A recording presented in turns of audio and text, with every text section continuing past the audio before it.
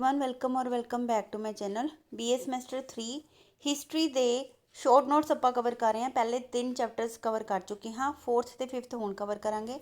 ਇਸ ਤੋਂ ਬਾਅਦ ਜਿੰਨੇ ਵੀ ਸ਼ਾਰਟ ਨੋਟਸ ਹੈ ਅਗਲੀ ਸੀਰੀਜ਼ ਦੇ ਵਿੱਚ ਕਵਰ ਕਰਾਂਗੇ, ਠੀਕ ਹੈ।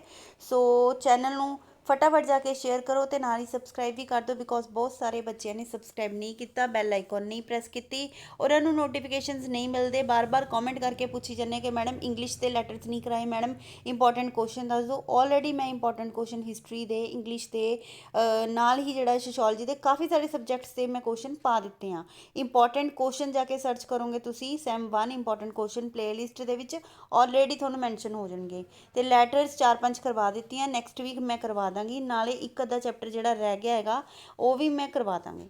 ਸੋ ਸਟਾਰਟ ਕਰਦੇ ਹਾਂ ਅੱਜ ਦਾ ਵੀਡੀਓ। Social cultural movements. ਤੋਂ ਸੋਸ਼ੀਓ ਕਲਚਰਲ ਮੂਵਮੈਂਟ ਜਿਹੜੇ ਕਿ ਸੁਸਾਇਟੀ ਦੇ ਵਿੱਚ ਕਲਚਰਲ ਮੂਵਮੈਂਟਸ ਇਹਨਾਂ ਨੇ ਇੰਟਰੋਡਿਊਸ ਕੀਤੇ ਸੀ। ਇਸ ਦੇ ਵਿੱਚੋਂ ਇਸ ਚੈਪਟਰ 'ਚੋਂ ਬਹੁਤ ਹੀ ਜ਼ਿਆਦਾ ਸ਼ਾਰਟ ਕੁਐਸਚਨ ਨਿਕਲ ਕੇ ਆਉਂਦੇ ਨੇ। ਇਹ ਕੁਐਸਚਨ ਆਪਾਂ ਨੇ ਛੱਡਣੇ ਨਹੀਂ। ਬ੍ਰਹਮ ਸਮਾਜ ਕੀ ਹੁੰਦਾ, ਆਰੀਆ ਸਮਾਜ ਕੀ ਹੁੰਦਾ, ਇਹਨਾਂ ਦੇ ਸੰਸਥਾਪਕ ਕੌਣ ਸੀ, ਹੋਰ ਕਿਹੜੇ ਮੂਵਮੈਂਟਸ ਚੱਲੇ ਸੀ। ਸੋ ਬਹੁਤ ਹੀ ਇੰਪੋਰਟੈਂਟ ਕੁਐਸਚਨ ਹੈ, ਠੀਕ ਹੈ। ਬ੍ਰਹਮ ਸਮਾਜ ਦੇ ਬਾਰੇ ਲਿਖੋ। ਤਾਂ ਬ੍ਰਹਮ ਸਮਾਜ ਦੀ ਸਥਾਪਨਾ ਜਿਹੜੀ ਹੈਗੀ 1828 ਦੇ ਵਿੱਚ ਕਿਸਨੇ ਕੀਤੀ ਸੀ? ਰਾਜਾ ਰਾਮ ਮੋਹਨ ਰਾਏ। ਨਾਮ ਯਾਦ ਰੱਖਣਾ ਹੈ, ਕਿਉਂਕਿ ਉਹਨਾਂ ਨੇ ਕਿਹਾ, ਕਹਿੰਦੇ ਵੀ ਪਰਮਾਤਮਾ ਦੀ ਪੂਜਾ, ਆਪਸੀ ਭਾਈਚਾਰਾ, ਔਰਤਾਂ ਤੇ ਮਰਦਾਂ ਦੇ ਬਰਾਬਰ ਅਧਿਕਾਰ ਦਿੱਤੇ ਜਾਣ, ਠੀਕ ਹੈ। ਸਤੀ ਪ੍ਰਥਾ ਦਾ ਵੀ ਅੰਤ ਕਰਨ ਦੀ ਇਹਨਾਂ ਨੇ ਕੋਸ਼ਿਸ਼ ਕੀਤੀ ਸੀਗੀ। ਅਤੇ ਉਹਨਾਂ ਨੇ ਮੂਰਤੀ ਪੂਜਾ ਦਾ ਖੰਡਨ ਕੀਤਾ, ਜਾਤੀ ਪ੍ਰਥਾ ਦਾ ਖੰਡਨ ਕੀਤਾ, ਕੁੜੀਆਂ ਨੂੰ ਮਾਰਨ ਵਾਲੀ ਜਿਹੜੀ ਪ੍ਰਥਾ ਸੀ ਉਹਦਾ ਖੰਡਨ ਕੀਤਾ, ਬਾਲ ਵਿਆਹ ਦਾ ਖੰਡਨ ਕੀਤਾ ਕਿ ਬੱਚਿਆਂ ਦਾ, ਛੋਟੇ ਛੋਟੇ ਬੱਚਿਆਂ ਦਾ ਵਿਆਹ ਕੀਤਾ ਜਾਂਦਾ ਸੀ, ਇੱਦਾਂ ਨਹੀਂ ਕਰਨਾ ਚਾਹੀਦਾ। ਸਤੀ ਪ੍ਰਥਾ ਦਾ ਖੰਡਨ ਕੀਤਾ। ਪਰਦਾ ਜਿਹੜਾ ਹੈ ਪ੍ਰਥਾ ਮੁਸਲਮਾਨਾਂ ਦੇ ਲੇਡੀਜ਼ ਜਿਹੜੀਆਂ ਨੇ ਪਰਦਾ ਕਰਦੀਆਂ ਨੇ, ਤਾਂ ਉਹਦਾ ਵੀ ਜਿਹੜਾ ਸੀਗਾ ਖੰਡਨ ਕੀਤਾ। ਤੇ ਉਹਨਾਂ ਨੇ ਬ੍ਰਾਹਮਣ ਵਰਗ ਦੇ ਦੁਆਰਾ ਕੀਤੀ ਜਾ ਰਹੀ ਆਡੰਬਰ, ਲੁੱਟ ਖਸੁੱਟ ਦਾ ਵੀ ਵਿਰੋਧ ਕੀਤਾ। ਪੱਛਮੀ ਸਿੱਖਿਆ ਯਾਨੀ ਕਿ ਵੈਸਟਰਨ ਐਜੂਕੇਸ਼ਨ ਦੇ ਸਮਰਥਕ ਸੀ। ਇਹਨਾਂ ਨੇ ਵਿਲੀਅਮ ਬੈਟਿੰਗ ਨੂੰ ਵੀ ਕਿਹਾ ਸੀਗਾ ਕਿ ਹਾਂ ਵੀ ਇੰਗਲਿਸ਼ ਮੀਡੀਅਮ ਆਫ ਇੰਸਟਰਕਸ਼ਨ ਹੋਣਾ ਚਾਹੀਦਾ ਹੈ, ਠੀਕ ਹੈ। ਸੋ ਉਹ ਜ਼ਿਮੀਂਦਾਰਾਂ ਦੁਆਰਾ ਕਿਸਾਨਾਂ ਉੱਤੇ ਕੀਤੇ ਜਾ ਰਹੇ ਜੁਰਮ ਦੇ ਵੀ ਵਿਰੋਧੀ ਸੀ। ਪ੍ਰੈਸ ਦੀ ਸੁਤੰਤਰਤਾ ਦੇ ਪੱਖ ਦੇ ਵਿੱਚ ਸੀਗੇ, ਠੀਕ ਹੈ। ਤਾਂ ਇਹਨਾਂ ਨੇ ਸਤੀ ਪ੍ਰਥਾ ਦੇ ਵਿੱਚ ਬਹੁਤ ਵੱਡਾ ਯੋਗਦਾਨ ਦਿੱਤਾ। ਰਾਜਾ ਰਾਮ ਮੋਹਨ ਰਾਏ। ਤਾਂ ਹਿੰਦੂ ਸਮਾਜ ਨੂੰ ਰਾਜਾ ਰਾਮ ਮੋਹਨ ਰਾਏ ਦੀ ਵਡਮੁੱਲੀ ਦੇਣ ਹੈ। ਉਹਨਾਂ ਨੇ ਹਿੰਦੂ ਸਮਾਜ ਵਿੱਚ ਜਿੰਨੀਆਂ ਵੀ ਪ੍ਰਚਲਿਤ ਕੁਰੀਤੀਆਂ ਸੀ ਉਹਨਾਂ ਦਾ ਖੰਡਨ ਕੀਤਾ ਅਤੇ ਉਹਨਾਂ ਨੇ ਇੱਕ ਪਰਮਾਤਮਾ ਦੀ ਪੂਜਾ 'ਤੇ ਜ਼ੋਰ ਦਿੱਤਾ ਵੀ ਇੰਨੇ ਸਾਰੇ ਦੇਵੀ ਦੇਵਤਿਆਂ ਨੂੰ ਪੂਜਣ ਦੀ ਜਗ੍ਹਾ ਪਰਮਾਤਮਾ ਨੂੰ ਪੂਜੋ। ਆਪਸੀ ਭਾਈਚਾਰੇ ਦਾ ਸੰਦੇਸ਼ ਦਿੱਤਾ। ਕੁੜੀਆਂ ਨੂੰ ਮਾਰਨਾ, ਬਾਲ ਵਿਆਹ, ਸਤੀ ਪ੍ਰਥਾ, ਕੁਰੀਤੀਆਂ ਦਾ ਵਿਰੋਧ ਕੀਤਾ। ਹੁਣ ਦੇਖੋ, ਤੁਸੀਂ ਦੇਖੋਗੇ ਜੋ ਇਹਦੇ ਵਿੱਚ ਲਿਖਿਆ ਹੋਇਆ ਉਹੀ ਇਹਦੇ ਵਿੱਚ ਲਿਖਿਆ ਹੋਇਆ। ਬਸ ਤੁਸੀਂ ਸੰਸਥਾਪਕ ਦੇਖ ਲੈਣਾ ਕਿ ਬ੍ਰਹਮ ਸਮਾਜ ਦੀ ਸਥਾਪਨਾ ਜਿਹੜੀ ਸੀ ਰਾਜਾ ਰਾਮ ਮੋਹਨ ਰਾਏ ਨੇ ਕੀਤੀ ਸੀ। ਰਾਜਾ ਰਾਮ ਮੋਹਨ ਰਾਏ ਕੌਣ ਸੀ? ਤਾਂ ਇਹ ਸਾਰੇ ਕੁਐਸਚਨ ਜਿਹੜੇ ਨੇ ਆ ਦੇਖੋ ਸੇਮ ਟੂ ਸੇਮ ਜਿਹੜਾ ਇੱਥੇ ਤੁਸੀਂ ਲਿਖ ਸਕਦੇ ਹੋ, ਠੀਕ ਹੈ। ਕੋਈ ਜ਼ਿਆਦਾ ਇਹਨਾਂ ਨੂੰ ਤੁਸੀਂ ਉਹ ਕਰਕੇ ਡੀਪਲੀ ਜਿਹੜਾ ਹੈ ਨਾ ਲਓ ਵੀ ਹਾਂ ਬਹੁਤ ਹੀ ਜ਼ਿਆਦਾ ਡੀਪਲੀ ਪੜ੍ਹਨੇ ਨੇ, ਡਿਟੋ ਪੜ੍ਹਨੇ ਨੇ। ਆਪਣੀ ਲੈਂਗੁਏਜ ਵਿੱਚ ਸਮਝੋ ਕਨਸੈਪਟ ਨੂੰ, ਫਿਰ ਉਹਨੂੰ ਲਿਖੋ। ਫਿਰ ਉਸ ਤੋਂ ਬਾਅਦ ਆ ਦੇਖੋ ਧਰਮ ਸੁਧਾਰ ਵਾਲਾ ਕੁਐਸਚਨ ਵੀ ਰਾਜਾ ਰਾਮ ਮੋਹਨ ਰਾਏ ਨੇ ਧਰਮ ਸੁਧਾਰ ਕੀਤਾ ਸੇਮ ਟੂ ਸੇਮ ਬ੍ਰਹਮ ਸਮਾਜ ਵਾਲਾ ਕੁਐਸਚਨ ਤੁਸੀਂ ਲਿਖ ਕੇ ਆ ਜਾਣਾ। ਉਸ ਤੋਂ ਬਾਅਦ 'ਚ ਉਹਨਾਂ ਨੇ ਕਿਹੜੇ ਕਿਹੜੇ ਸੁਧਾਰ ਕੀਤੇ? ਸਤੀ ਪ੍ਰਥਾ ਦਾ ਵਿਰੋਧ ਕੀਤਾ, ਠੀਕ ਹੈ। ਬਾਲ ਵਿਵਾਹ ਦਾ ਵਿਰੋਧ ਕੀਤਾ। ਜਿਹੜੀ ਵਿਡੋ ਰੀਮੈਰਿਜ ਸੀ ਉਹਨੂੰ ਇਹਨਾਂ ਨੇ ਕੀਤਾ ਕਿ ਹੋਣੀ ਚਾਹੀਦੀ। ਸੋ ਇਹ ਵੀ ਵਾਲੇ ਕੁਐਸਚਨ ਜਿਹੜੇ ਆਪਾਂ ਹੁਣੇ ਪਿੱਛੇ ਪੜ੍ਹ ਕੇ ਹਟੇ ਹਾਂ ਕਿ ਕੀ ਕੀਤਾ ਇਹਨਾਂ ਨੇ, ਰਾਜਾ ਰਾਮ ਮੋਹਨ ਰਾਏ ਨੇ, ਉਹੀ ਸੇਮ ਟੂ ਸੇਮ ਇਹਦੇ ਵਿੱਚ ਕਰ ਦੇਣਾ। ਬਾਰ ਇੰਨੇ ਸਾਰੇ ਕੁਐਸਚਨ ਆਪਾਂ ਨੇ ਨਹੀਂ ਪੜ੍ਹਨੇ। ਹੁਣ 6th ਵਾਲਾ ਕੁਐਸਚਨ, ਬਾਬੂ ਕੇਸ਼ਵ ਚੰਦਰ ਸੇਨ ਕੌਣ ਸੀਗੇ? ਇੱਕ ਮਹਾਨ ਨੇਤਾ ਸੀਗੇ ਬ੍ਰਹਮ ਸਮਾਜ ਦੇ। 1857 ਵਿੱਚ ਆਪ ਬ੍ਰਹਮ ਸਮਾਜ ਦੇ ਵਿੱਚ ਸ਼ਾਮਿਲ ਹੋਏ ਸੀ, ਠੀਕ ਹੈ। ਕਦੋਂ ਸ਼ਾਮਿਲ ਹੋਏ ਸੀ? 1857 ਦੇ ਵਿੱਚ। ਬਾਲ ਵਿਆਹ ਅਤੇ ਬਹੁ ਵਿਆਹ, ਮਤਲਬ ਜਿਹੜੇ ਬਹੁਤ ਵਿਆਹ ਹੁੰਦੇ ਨੇ ਮੁਸਲਮਾਨ ਧਰਮ ਦੇ ਵਿੱਚ, ਇਹ ਮੁਸਲਿਮ ਧਰਮ ਦੇ ਵਿੱਚ ਇਹ ਜਿਹੜਾ ਹੈਗਾ ਪ੍ਰਥਾ ਹੈਗੀ ਹੈ ਕਿ ਬਹੁਤ ਸਾਰੇ ਵਿਆਹ ਕੀਤੇ ਜਾਂਦੇ ਨੇ। ਇੱਕ ਮਰਦ ਬਹੁਤ ਸਾਰੀਆਂ ਲੇਡੀਜ਼ ਦੇ ਨਾਲ ਵਿਆਹ ਕਰਦਾ, ਤਾਂ ਇਸ ਦਾ ਇਹਨਾਂ ਨੇ ਖੰਡਨ ਕੀਤਾ। ਇਸਤਰੀ ਸਿੱਖਿਆ ਕਿ ਵਿਮਨ ਐਜੂਕੇਸ਼ਨ ਹੋਣੀ ਚਾਹੀਦੀ ਹੈ, ਵਿਡੋ ਰੀਮੈਰਿਜ ਹੋਣੀ ਚਾਹੀਦੀ ਹੈ, ਇਹਨਾਂ ਦਾ ਇਹਨਾਂ ਨੇ ਜ਼ੋਰਦਾਰ ਪ੍ਰਚਾਰ ਕੀਤਾ। ਅਤੇ 1872 ਦੇ ਵਿੱਚ ਸਰਕਾਰ ਨੇ ਇਹਨਾਂ ਦੀਆਂ ਕੋਸ਼ਿਸ਼ਾਂ ਕਰਕੇ ਹੀ ਦੂਜੇ ਵਿਆਹ 'ਤੇ ਪਾਬੰਦੀ ਲਗਾ ਦਿੱਤੀ। ਸੋ ਸਵਾਮੀ ਦਯਾਨੰਦ ਸਰਸਵਤੀ ਆਰੀਆ ਸਮਾਜ ਦੇ ਮੋਢੀ ਸੀਗੇ, ਠੀਕ ਹੈ। ਅਤੇ 1824 ਦੇ ਵਿੱਚ ਗੁਜਰਾਤ ਦੇ ਪਿੰਡ ਦੇ ਵਿੱਚ ਇਹਨਾਂ ਦਾ ਜਨਮ ਹੋਇਆ ਸੀ, ਟੰਕਾਰਾ ਦੇ ਵਿੱਚ। ਅਤੇ ਇਹਨਾਂ ਨੇ 1875 ਦੇ ਵਿੱਚ ਬੰਬੇ ਵਿਖੇ ਆਰੀਆ ਸਮਾਜ ਦੀ ਸਥਾਪਨਾ ਕੀਤੀ ਸੀ। ਇਹਦੇ ਵਿੱਚ ਇਹਨਾਂ ਨੇ ਕਿਹਾ ਕਿ ਜਿੰਨੇ ਵੀ ਸਮਾਜਿਕ ਧਾਰਮਿਕ ਅੰਧ ਵਿਸ਼ਵਾਸ ਨੇ ਹਿੰਦੂ ਸਮਾਜ ਵਿੱਚ, ਇਹਨਾਂ ਨੂੰ ਜਿਹੜਾ ਹੈ ਖਤਮ ਕਰੋ। ਅਤੇ ਇਹਨਾਂ ਨੇ ਪੰਜਾਬ ਦੇ ਵਿੱਚ ਸਭ ਤੋਂ ਪਹਿਲਾਂ 1877 ਦੇ ਵਿੱਚ ਆਰੀਆ ਸਮਾਜ ਦੀ ਜਿਹੜੀ ਹੈਗੀ ਹੈ, ਜਿਹੜਾ ਪੰਜਾਬ ਲਾਹੌਰ ਦੇ ਵਿੱਚ ਇਸ ਟਾਈਮ, ਠੀਕ ਹੈ। ਤਾਂ ਉਹਦੇ ਵਿੱਚ ਆਰੀਆ ਸਮਾਜ ਦੀ ਜਿਹੜੀ ਸੀ ਪਹਿਲੀ ਸ਼ਾਖਾ ਖੋਲ੍ਹੀ ਅਤੇ ਇਹਨਾਂ ਨੇ ਬੁੱਕ ਵੀ ਲਿਖੀ ਸਤਿਆਰਥ ਪ੍ਰਕਾਸ਼। ਤਾਂ ਇਸ ਬੁੱਕ ਦੇ ਉੱਤੇ ਵੀ ਤੁਹਾਨੂੰ ਕਨਸੈਪਟ ਆ ਸਕਦਾ ਕਿ ਸਤਿਆਰਥ ਪ੍ਰਕਾਸ਼ ਤੋਂ ਤੁਸੀਂ ਕੀ ਜਾਣਦੇ ਹੋ। ਤਾਂ ਤੁਸੀਂ ਸਵਾਮੀ ਦਯਾਨੰਦ ਬਾਰੇ ਲਿਖ ਦਿਓ ਕਿ ਇਹਨਾਂ ਨੇ ਇਹ ਕੁਛ ਇਹਦੇ ਵਿੱਚ ਲਿਖਿਆ, ਠੀਕ ਹੈ। ਜੋ ਵੀ ਇਹਨਾਂ ਨੇ ਕੀਤਾ ਉਹੀ ਸਤਿਆਰਥ ਪ੍ਰਕਾਸ਼ ਦੇ ਵਿੱਚ ਸੱਚਾ, ਸਤਿਆਰਥ ਮਤਲਬ ਸੱਚਾ, ਠੀਕ ਹੈ, ਪ੍ਰਕਾਸ਼ ਮਤਲਬ ਰੋਸ਼ਨੀ, ਠੀਕ ਹੈ। ਇਹਨਾਂ ਨੇ ਕਿਹਾ ਕਿ ਮੁੜ ਵੇਦਾਂ, ਰਿਟਰਨ ਟੂ ਵੇਦਾ, ਤਾਂ ਇਹਨਾਂ ਦਾ ਨਾਰਾ ਸੀ ਮੁੜ ਵੇਦਾਂ ਦੇ ਵੱਲ, ਠੀਕ ਹੈ, ਕਿ ਵੇਦਾਂ ਦੇ ਵੱਲ ਵਾਪਸੀ ਕਰੋ।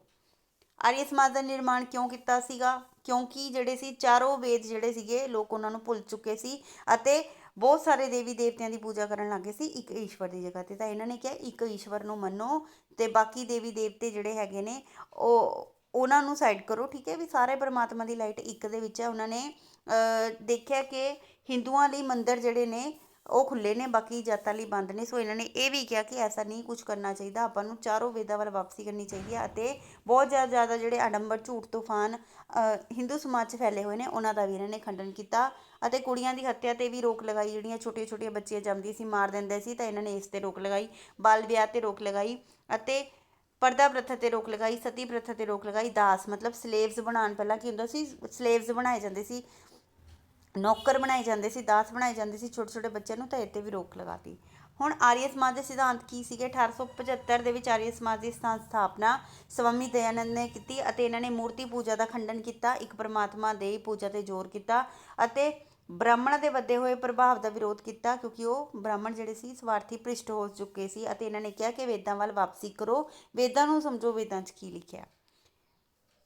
ਉਸ ਤੋਂ ਬਾਅਦ ਹੈਗਾ ਕੁਐਸਚਨ ਜਿਹੜਾ ਆਪਣਾ ਬਣਦਾ ਹੈ ਸ਼ੁੱਧੀ ਅੰਦੋਲਨ। ਸ਼ੁੱਧੀ ਅੰਦੋਲਨ ਤੋਂ ਹੈ ਕਿ ਸ਼ੁੱਧੀ ਅੰਦੋਲਨ ਆਰੀਆ ਸਮਾਜ ਵੱਲੋਂ ਚਲਾਇਆ ਗਿਆ ਸੀ, ਇੱਕ ਮਹੱਤਵਪੂਰਨ ਅੰਦੋਲਨ ਸੀ। ਜਿਹੜੇ ਲੋਕ ਹਿੰਦੂ ਧਰਮ ਨੂੰ ਛੱਡ ਕੇ ਈਸਾਈ ਧਰਮ 'ਚ ਜਾ ਰਹੇ ਸੀ, ਇਸਲਾਮ ਧਰਮ 'ਚ ਜਾ ਰਹੇ ਸੀ, ਤਾਂ ਉਹਨਾਂ ਨੂੰ ਸਵਾਮੀ ਦਇਆਨੰਦ ਜੀ ਨੇ ਕਿਹਾ ਕਿ ਵੀ ਤੁਸੀਂ ਹਿੰਦੂ ਧਰਮਾਂ ਵੱਲ ਵਾਪਸ ਆਓ, ਵੇਦਾਂ ਵੱਲ ਵਾਪਸ ਆਓ, ਅਤੇ ਇਸ ਦੇ ਲਈ ਉਹਨਾਂ ਨੇ ਸ਼ੁੱਧੀ ਪ੍ਰਥਾ ਦਾ ਜਿਹੜਾ ਸੀਗਾ ਇਸਟੈਬਲਿਸ਼ ਕੀਤੀ ਅਤੇ ਇਹਨਾਂ ਨੇ ਨੀਵੀਆਂ ਜਾਤਾਂ ਨੂੰ ਵੀ ਜਿਹੜਾ ਸੀਗਾ ਆਪਣੇ ਇਸ ਅੰਦੋਲਨ ਦੇ ਵਿੱਚ ਸ਼ੁੱਧੀ ਅੰਦੋਲਨ 'ਚ ਸ਼ਾਮਿਲ ਕੀਤਾ। ਅਲੀਗੜ੍ਹ ਅੰਦੋਲਨ ਇਹ ਸੀਗਾ ਮੁਸਲਮਾਨ ਸਰ ਸੈਯਦ ਅਹਿਮਦ ਖਾਂ ਜਿਹੜੇ ਸੀ ਦੇ ਮੋਢੀ ਸੀ ਅਤੇ ਪੱਛਮੀ ਵਿਚਾਰਧਾਰਾ ਤੋਂ ਬਹੁਤ ਪ੍ਰਭਾਵੀ ਸੀ। ਵੈਸਟਰਨ ਐਜੂਕੇਸ਼ਨ ਇਹ ਚਾਹੁੰਦੇ ਸੀ ਕਿ ਜਿਹੜੀ ਅੰਗਰੇਜ਼ੀ ਸਿੱਖਿਆ ਦਾ ਮਾਧਿਅਮ ਹੋਣਾ ਚਾਹੀਦਾ। ਇਹ ਸ਼ੁਰੂਆਤ ਅਲੀਗੜ੍ਹ ਤੋਂ ਹੋਈ ਸੀ, ਤਾਂ ਕਰਕੇ ਇਹਦਾ ਨਾਮ ਅਲੀਗੜ੍ਹ ਅੰਦੋਲਨ ਰੱਖਿਆ ਗਿਆ। ਇਹਨਾਂ ਨੇ ਕਿਹਾ ਕਿ ਜਿਹੜੇ ਨੇਤਾ ਨੇ ਕੁਰਾਨਾਂ ਦੇ ਸਿਧਾਂਤ ਦੇ ਅਨੁਸਾਰ ਚੱਲਣ, ਝੂਠੇ ਰੀਤੀ ਰਿਵਾਜਾਂ ਨੂੰ ਨਾ ਮੰਨਣ, ਅੰਧ ਵਿਸ਼ਵਾਸ ਛੱਡ ਦੇਣ ਅਤੇ ਅੰਗਰੇਜ਼ੀ ਸਿੱਖਿਆ 'ਤੇ ਇਹਨਾਂ ਨੇ ਜ਼ੋਰ ਦਿੱਤਾ। ਇਸ ਤੋਂ ਅੱਗੇ ਜਿਹੜਾ ਹੈਗਾ ਇਹਨਾਂ ਦੇ ਕਰਕੇ ਹੀ 1877 ਦੇ ਵਿੱਚ ਮੁਹੰਮਦਨ ਐਂਗਲੋ ਓਰੀਐਂਟਲ ਕਾਲਜ ਦੀ ਸਥਾਪਨਾ ਕੀਤੀ ਗਈ, ਜੋ ਕਿ ਬਾਅਦ 'ਚ ਅਲੀਗੜ੍ਹ ਯੂਨੀਵਰਸਿਟੀ ਵੀ ਬਣੀ। ਇੰਪੋਰਟੈਂਟ ਹੈ। ਇਹਦੇ ਵਿੱਚ ਇਹ ਵੀ ਕੁਐਸਚਨ ਆ ਸਕਦਾ ਕਿ ਸਰ ਸੈਯਦ ਅਹਿਮਦ ਖਾਂ ਨੇ ਮੁਸਲਮਾਨਾਂ ਲਈ ਕੀ ਕੀਤਾ, ਤਾਂ ਇਹਦੇ ਵਿੱਚ ਜਿਹੜਾ ਹੈ ਇਹਨਾਂ ਨੇ ਕੀ ਕੀਤਾ ਕਿ ਇਹ ਇੱਥੋਂ ਦੀ ਲਾਈਨਾਂ ਚੱਕ ਕੇ ਵੀ ਤੁਸੀਂ ਲਿਖ ਸਕਦੇ ਹੋ ਕਿ ਝੂਠੇ ਰੀਤੀ ਰਿਵਾਜਾਂ 'ਤੇ ਖੰਡਨ ਕੀਤਾ। ਉਹਨਾਂ ਨੂੰ ਕਿਹਾ ਕਿ ਕੁਰਾਨ ਦੇ ਰਸਤੇ 'ਤੇ ਚੱਲਣ। ਵੈਸਟਰਨ ਐਜੂਕੇਸ਼ਨ ਉਹਨਾਂ ਨੂੰ ਕਿਹਾ ਕਿ ਕਰੋ ਤੁਸੀਂ। ਤਲਾਕ ਪ੍ਰਥਾ ਦਾ ਇਹਨਾਂ ਨੇ ਵਿਰੋਧ ਕੀਤਾ, ਬਹੁ ਵਿਆਹ ਦਾ ਵਿਰੋਧ ਕੀਤਾ ਅਤੇ ਇਹਨਾਂ ਨੇ ਕਿਹਾ ਇਹ ਜਿਹੜੀਆਂ ਪ੍ਰਥਾਵਾਂ ਨੇ ਇਸਲਾਮ ਦੇ ਨਾਮ 'ਤੇ ਕੀ ਨੇ, ਦਾਗ ਨੇ, ਅਤੇ ਕਿਤੇ ਵੀ ਕੁਰਾਨ 'ਚ ਨਹੀਂ ਲਿਖਿਆ ਕਿ ਤੁਸੀਂ ਪਰਦਾ ਪ੍ਰਥਾ ਕਰੋ, ਤੁਸੀਂ ਤਲਾਕ ਜਿਹੜੀ ਹੈਗੀ ਆ ਬਾਰ-ਬਾਰ ਲਓ ਅਤੇ ਨਾਲ ਹੀ ਬਹੁ ਵਿਆਹ ਕਰੋ, ਠੀਕ ਹੈ, ਇਹ ਸਾਰੀਆਂ ਚੀਜ਼ਾਂ ਨਹੀਂ ਹੈ। ਅਤੇ ਇਹਨਾਂ ਨੇ ਮੁਸਲਮਾਨਾਂ ਦੁਆਰਾ ਕੀਤੀ ਜਾ ਰਹੀ ਪੀਰਾਂ ਫਕੀਰਾਂ ਕਬਰਾਂ ਦੀ ਪੂਜਾ ਦੀ ਵੀ ਨਿਖੇਧੀ ਕੀਤੀ, ਵੀ ਕਬਰਾਂ ਦੀ ਪੂਜਾ ਵੀ ਨਹੀਂ ਕਰਨੀ, ਵੀ ਇਹ ਕਿਤੇ ਵੀ ਕੁਰਾਨ 'ਚ ਨਹੀਂ ਲਿਖਿਆ। ਪੱਛਮੀ ਐਜੂਕੇਸ਼ਨ ਦੇ ਬਾਰੇ ਇਹਨਾਂ ਨੇ ਕਿਹਾ। ਹੁਣ ਉਸ ਤੋਂ ਬਾਅਦ 'ਚ ਮੁਹੰਮਦਨ ਓਰੀਐਂਟਲ ਕਾਲਜ, ਤਾਂ ਇਹ ਕਾਲਜ ਇਹਨਾਂ ਦੇ ਹੀ ਕਰਕੇ ਜਿਹੜਾ ਸੀ ਅਲੀਗੜ੍ਹ ਕਿਉਂਕਿ ਇਹਨਾਂ ਨੇ ਅਲੀਗੜ੍ਹ ਤੋਂ ਇਹ ਅੰਦੋਲਨ ਚਲਾਇਆ ਸੀ, ਤਾਂ ਇਹ ਮੁਸਲਮਾਨਾਂ ਦੇ ਧਾਰਮਿਕ ਸਮਾਜਿਕ ਜੀਵਨ 'ਚ ਸੁਧਾਰ ਲਿਆਉਣ ਲਈ ਕੀਤਾ ਗਿਆ ਸੀ ਅਤੇ ਇਹਨਾਂ ਨੇ ਸਰ ਸੈਯਦ ਅਹਿਮਦ ਖਾਨ ਨੇ ਵੈਸਟਰਨ ਐਜੂਕੇਸ਼ਨ ਨੂੰ ਫੋਲੋ ਕੀਤਾ। ਅਨੇਕਾਂ ਸ਼ਹਿਰਾਂ ਦੇ ਵਿੱਚ ਕਾਲਜ ਸਕੂਲ ਖੁਲਵਾਏ ਅਤੇ ਔਰਤਾਂ ਦੀ ਸਿੱਖਿਆ ਦਾ ਵੀ ਸਮਰਥਨ ਕੀਤਾ ਅਤੇ ਕਾਲਜ ਦੀ ਨੀਂਹ ਰੱਖੀ, ਜਿਸ ਦਾ ਨਾਮ ਬਾਅਦ ਦੇ ਵਿੱਚ ਕੀ ਹੋ ਗਿਆ, ਅਲੀਗੜ੍ਹ ਯੂਨੀਵਰਸਿਟੀ ਹੋ ਗਿਆ। ਫਾਈਨ। ਉਸ ਤੋਂ ਬਾਅਦ 'ਚ ਸਿੰਘ ਸਭਾ ਲਹਿਰ। ਸਿੰਘ ਸਭਾ ਲਹਿਰ ਦੀ ਸਥਾਪਨਾ 1 ਅਕਤੂਬਰ 1873 ਦੇ ਵਿੱਚ ਕੀਤੀ ਗਈ ਸੀ। ਇਸ ਲਹਿਰ ਦੇ ਵਿਕਾਸ ਦੇ ਵਿੱਚ ਠਾਕਰ ਸਿੰਘ ਸੰਧਾਵਾਲੀਆ, ਸੁੰਦਰ ਸਿੰਘ ਮਜੀਠੀਆ, ਗੁਰਮੁਖ ਸਿੰਘ, ਗਿਆਨੀ ਗਿਆਨ ਸਿੰਘ, ਇਹ ਸਾਰਿਆਂ ਦਾ ਜਿਹੜਾ ਸੀਗਾ ਪੂਰਾ ਸ਼ਲਾਘਾਯੋਗ ਯੋਗਦਾਨ ਸੀ। ਅਤੇ ਸਿੰਘ ਸਭਾ ਦੀ ਲਾਹੌਰ ਦੇ ਵਿੱਚ ਇੱਕ ਸ਼ਾਖਾ ਖੋਲ੍ਹੀ ਗਈ ਸੀ 1879 ਦੇ ਵਿੱਚ। ਸਭ ਤੋਂ ਪਹਿਲਾਂ ਸਥਾਪਨਾ ਹੋਈ ਸੀ 1873 ਦੇ ਵਿੱਚ ਅਤੇ ਲਾਹੌਰ 'ਚ ਖੋਲ੍ਹੀ ਗਈ ਸੀ ਸ਼ਾਖਾ 1879 ਦੇ ਵਿੱਚ। ਇਹਦੇ ਜਿਹੜੇ ਮੋਢੀ ਸੀਗੇ ਗੁਰਮੁਖ ਸਿੰਘ ਸੀਗੇ, ਠੀਕ ਹੈ। ਉਸ ਤੋਂ ਬਾਅਦ 'ਚ ਸਿੰਘ ਸਭਾ ਲਹਿਰ ਦੇ ਉਦੇ ਦੇ ਕਾਰਨ ਇੱਥੇ ਇਹ ਵੀ ਕੁਐਸਚਨ ਆ ਸਕਦਾ ਕਿ ਸਿੰਘ ਸਭਾ ਨੇ ਕੀ ਕੀ ਕਾਰਜ ਕੀਤੇ, ਤਾਂ ਕਿਉਂਕਿ ਇਹ ਉਦੇ ਤਾਂ ਹੋਇਆ ਹੈ, ਇਹ ਇਸਟੈਬਲਿਸ਼ ਤਾਂ ਹੋਈ ਹੈ ਕਿਉਂਕਿ ਬਹੁਤ ਸਾਰਾ ਹੁਣ ਸਿੰਘ ਸਭਾ ਮਤਲਬ ਸਿੱਖਾਂ ਦੇ ਬਾਰੇ ਰਿਲੇਟਡ ਸੀ ਇਹ, ਤਾਂ ਸਿੱਖ ਧਰਮ 'ਚ ਬਹੁਤ ਸਾਰੀਆਂ ਜਿਹੜੀਆਂ ਬੁਰਾਈਆਂ ਆ ਚੁੱਕੀਆਂ ਸੀ। ਬਹੁਤ ਸਾਰੇ ਸਿੱਖ ਈਸਾਈ ਧਰਮ 'ਚ ਜਾ ਰਹੇ ਸੀ, ਕੋਈ ਜਿਹੜੇ ਮੁਸਲਮਾਨ ਧਰਮ 'ਚ ਜਾ ਰਹੇ ਸੀ, ਅਤੇ ਇਹਨਾਂ ਨੇ ਇਤਿਹਾਸ ਨੂੰ ਗਲਤ ਢੰਗ ਨਾਲ ਲਿਖਣਾ ਸ਼ੁਰੂ ਕਰ ਦਿੱਤਾ ਸੀਗਾ। ਠੀਕ ਹੈ, ਜਿਹੜਾ ਆਪਣਾ ਇਤਿਹਾਸ ਹੈ ਸਿੱਖਾਂ ਦਾ, ਇਹਨਾਂ ਨੇ ਗਲਤ ਢੰਗ ਨਾਲ ਲਿਖਣਾ ਸ਼ੁਰੂ ਕਰਤਾ, ਤਾਂ ਕਰਕੇ ਇਹ ਲਹਿਰ ਹੋਂਦ 'ਚ ਆਈ। ਅਤੇ ਨਾਲ ਹੀ ਸਿੱਖ ਸਮਾਜ ਨੂੰ ਇੱਕ ਨਵਾਂ ਸਰੂਪ ਜਿਹੜਾ ਹੈ ਦੇਣਾ ਚਾਹੁੰਦੀ ਸੀ ਸਿੰਘ ਸਭਾ ਲਹਿਰ, ਤਾਂ ਕਰਕੇ ਹੋਂਦ 'ਚ ਆਈ। ਹੁਣ ਦੇਖੋ ਉਦੇਸ਼ ਵੀ ਸੇਮ ਟੂ ਸੇਮ ਹੈ, ਇੱਕ ਤਾਂ ਪੰਜਾਬੀ ਸਾਹਿਤ ਭਾਸ਼ਾ ਦਾ ਵਿਕਾਸ ਕਰਨਾ, ਇੱਕ ਜਿਹੜਾ ਹੈ ਕਿ ਸਿੱਖ ਸਮਾਜ ਨੂੰ ਨਵਾਂ ਸਰੂਪ ਦੇਣਾ, ਸਿੰਘ ਸਭਾਵਾਂ ਜਿਹੜੀਆਂ ਸੀ ਸਥਾਪਿਤ ਕਰਨੀਆਂ, ਪਵਿੱਤਰਤਾ ਦੀ ਮੁੜ ਸਥਾਪਨਾ ਕਰਨੀ, ਅਤੇ ਜਿਹੜਾ ਹੈ ਸਿੱਖਾਂ 'ਚ ਜਿੰਨੀ ਵੀ ਅਗਿਆਨਤਾ, ਅੰਧ ਵਿਸ਼ਵਾਸ, ਰੂੜੀਵਾਦਪੁਣਾ ਫੈਲਿਆ ਹੋਇਆ ਉਸ ਨੂੰ ਨਾਸ਼ ਕਰਨਾ। ਠੀਕ ਹੈ, ਇਹ ਕੁਐਸਚਨ ਹੈ। ਉਸ ਤੋਂ ਬਾਅਦ 'ਚ ਹੈ, ਇਹ ਸਾਰੇ ਆਪਾਂ ਕਰ ਚੁੱਕੇ ਹਾਂ। ਠੀਕ ਹੈ, ਕੁਐਸਚਨ ਚੀਫ ਖਾਲਸਾ ਦੀਵਾਨ, ਬਹੁਤ ਇੰਪੋਰਟੈਂਟ ਕੁਐਸਚਨ ਹੈ, ਇਹ ਵੀ ਹਰੇਕ ਸਾਲ ਪੇਪਰ ਦੇ ਵਿੱਚ ਆਉਂਦਾ ਹੁੰਦਾ ਤਕਰੀਬਨ। ਸੋ ਚੀਫ ਖਾਲਸਾ ਦੀਵਾਨ ਦੀ ਸਥਾਪਨਾ 1902 'ਚ ਕੀਤੀ ਗਈ, ਅਤੇ ਇਹਦਾ ਮਤਲਬ ਕੀ ਸੀਗਾ ਕਿ ਜਿੰਨੀਆਂ ਵੀ ਵੱਖ-ਵੱਖ ਸਿੰਘ ਸਭਾਵਾਂ ਨੇ ਉਹਨਾਂ ਨੂੰ ਇੱਕ ਕੇਂਦਰੀ ਸੰਗਠਨ ਦੇਣਾ, ਮਤਲਬ ਉਹ ਸਾਰੀ ਇੱਕ ਸੈਂਟਰ ਦੇ ਰੂਪ ਦੇ ਵਿੱਚ ਜਿਹੜੀਆਂ ਹੈਗੀਆਂ ਇੱਕ ਸੈਂਟਰ ਦੇ ਥੱਲੇ ਆਉਣਗੀਆਂ। ਠੀਕ ਹੈ, ਸੋ ਉਹਦੇ ਅਕੋਰਡਿੰਗ ਕੰਮ ਕਰਨਗੀਆਂ। ਇਹਦੀ ਸਥਾਪਨਾ ਹੋਈ ਸੀ 1902 ਦੇ ਵਿੱਚ, ਅਤੇ ਇਹਦੇ ਮੋਢੀ ਸੀ ਸਰਦਾਰ ਠਾਕਰ ਸਿੰਘ ਸੰਧਾਵਾਲੀ ਅਤੇ ਸਰਦਾਰ ਹਰਬੰਸ ਸਿੰਘ।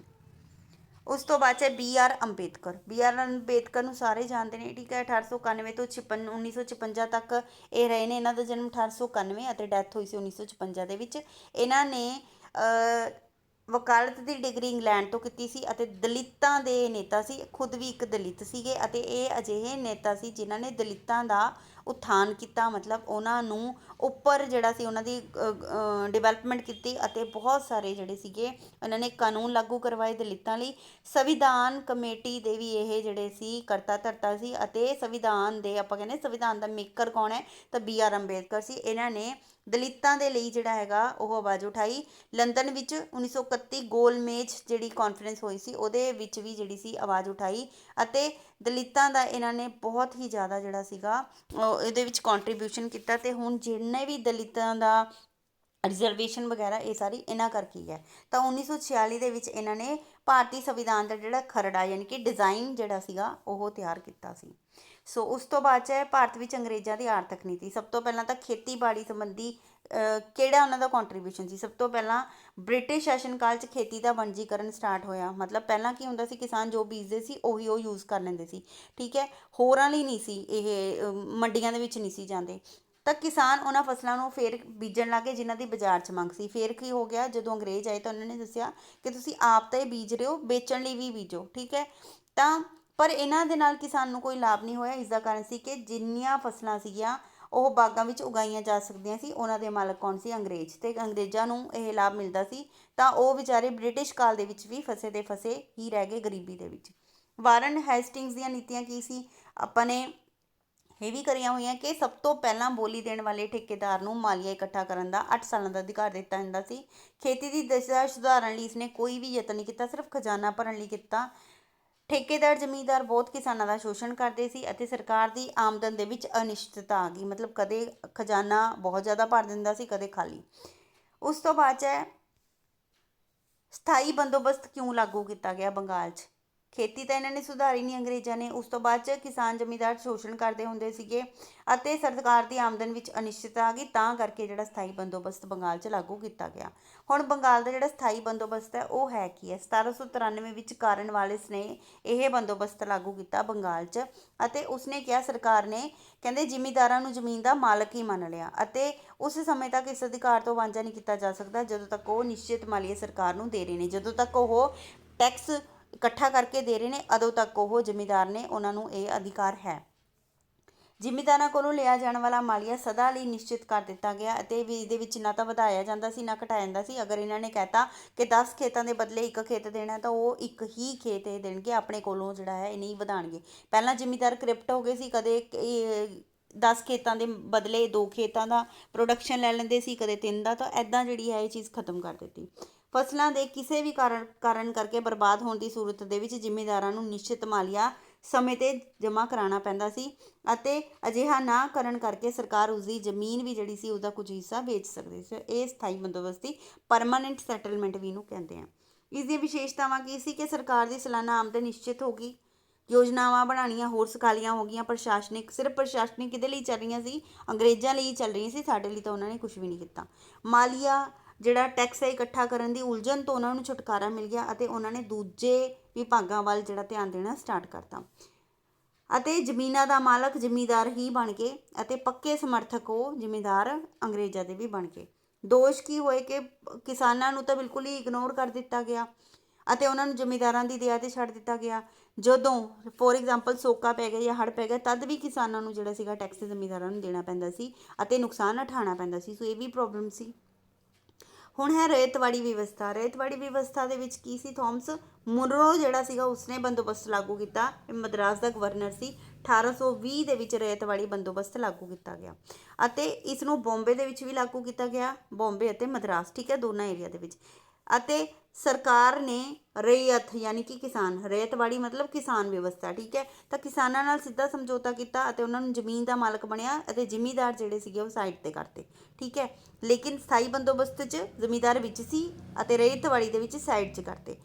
ਇਸ ਲਈ ਇਹਨਾਂ ਦੀ ਇੱਕ ਸ਼ਰਤ ਸੀ ਕਿ ਨਿਸ਼ਚਿਤ ਸਮੇਂ 'ਤੇ ਸਿਰਫ ਤੁਸੀਂ ਸਰਕਾਰ ਕੋਲੇ ਟੈਕਸ ਜਮ੍ਹਾਂ ਕਰਾਉਣਾ ਹੈ ਅਤੇ 20-30 ਸਾਲ ਬਾਅਦ ਹੀ ਟੈਕਸ ਜਿਹੜਾ ਹੈ ਅੱਗੇ ਵਧਾਇਆ ਜਾ ਸਕਦਾ ਹੈ, ਠੀਕ ਹੈ। 20-30 ਸਾਲ ਬਾਅਦ ਵੀ ਮਤਲਬ ਹੁਣ ਤੁਸੀਂ ਪਰਮਾਨੈਂਟ ਸਾਨੂੰ ਜਿਹੜਾ ਹੈਗਾ ਰੈयत ਵਾਲੀ ਵਿਵਸਥਾ ਦੇਈ ਚਲੋ, ਫਾਈਨ। ਉਸ ਤੋਂ ਬਾਅਦ 'ਚ ਮਹਲਵਾੜੀ। ਪੱਛਮੀ ਉੱਤਰ ਪ੍ਰਦੇਸ਼ ਅਤੇ ਮੱਧ ਪ੍ਰਦੇਸ਼ ਦੇ ਕੁਝ ਖੇਤਰਾਂ ਦੇ ਵਿੱਚ ਰੋਬਰਟ ਬਰਡ, ਜੇਮਸ ਥਾਮਸਨ ਨਾਂ ਦੇ ਅੰਗਰੇਜ਼ ਅਧਿਕਾਰੀਆਂ ਨੇ ਮਹਾਲਵਾੜੀ ਜਿਹੜਾ ਬੰਦੋਬਸਤ ਸਟਾਰਟ ਕੀਤਾ। ਪੰਜਾਬ ਦੇ ਕੁਝ ਏਰੀਆਜ਼ ਦੇ ਵਿੱਚ ਵੀ ਲਾਗੂ ਕੀਤਾ ਅਤੇ ਇਹ ਬੰਦੋਬਸਤ ਪਿੰਡ ਦੇ ਸਮੁੱਚੇ ਭਾਈਚਾਰੇ ਨਾਲ ਕੀਤਾ ਜਾਂਦਾ ਸੀ ਅਤੇ ਪਿੰਡ ਦੇ ਸਮੂਹ ਜਿਹੜੇ ਹੁੰਦੇ ਸੀ ਉਹਨਾਂ ਨੂੰ ਮਹਾਲ ਕਿਹਾ ਜਾਂਦਾ ਸੀ। ਮਹਾਲਾਂ ਦਾ ਇੱਕ ਹੈੱਡ ਬਣਾਇਆ ਗਿਆ ਅਤੇ ਉਹ ਹੈੱਡ ਟੈਕਸ ਇਕੱਠੇ ਕਰਕੇ ਸਰਕਾਰ ਨੂੰ ਦਿੰਦਾ ਸੀ। ਇਹ ਮਹਲਵਾੜੀ ਬੰਦੋਬਸਤ ਕਹਾਇਆ, ਫਾਈਨ। ਉਸ ਤੋਂ ਬਾਅਦ 'ਚ ਪੇਂਡੂ ਕਰਜ਼ੇਦਾਰੀ।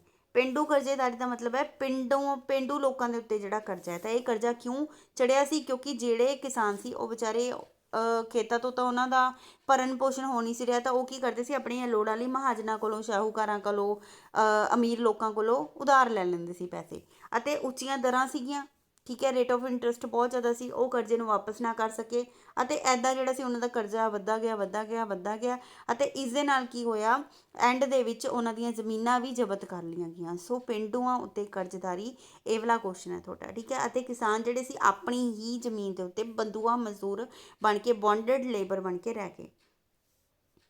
ਸੋ 6th ਅਤੇ 7th ਵਾਲਾ ਚੈਪਟਰ ਆਪਾਂ ਫੇਰ ਕਰਦੇ ਹਾਂ, ਠੀਕ ਹੈ। ਅੱਜ ਲਈ ਇੰਨਾ ਹੀ। ਨੈਕਸਟ ਵੀਡੀਓ 'ਚ ਮਿਲਦੇ ਹਾਂ ਜਲਦੀ ਅਤੇ ਨਾਲ ਹੀ ਚੈਨਲ ਨੂੰ ਸ਼ੇਅਰ, ਸਬਸਕ੍ਰਾਈਬ ਜ਼ਰੂਰ ਕਰ ਦਿਓ।